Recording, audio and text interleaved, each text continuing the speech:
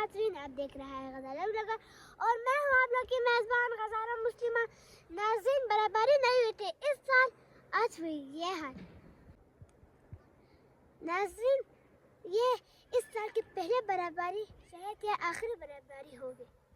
तो नाज़रीन, हमें बहुत खुश हो रहे हैं क्योंकि यहाँ बराबरी आई हुई है, तो हमें मज़ा भी आ रहा है। तो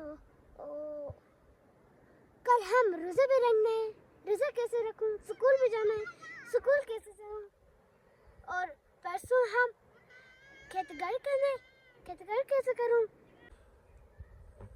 देखो नाज़रीन, हर तरफ सफेद और पहाड़ों में भी सफेद बराबरी की चादर उड़ी है।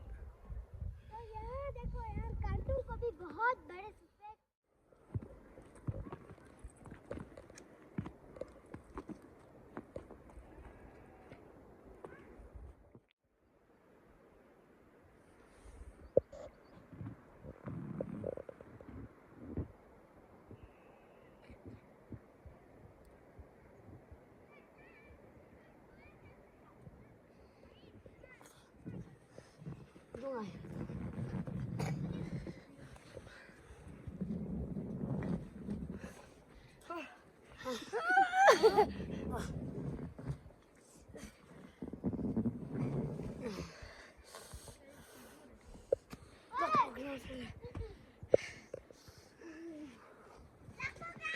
ये देखो नाज़रीन, यहाँ बच्चों ने इधर एक बार के आदमी बना लिया है और इसने एक चश्मा पहना हुआ है।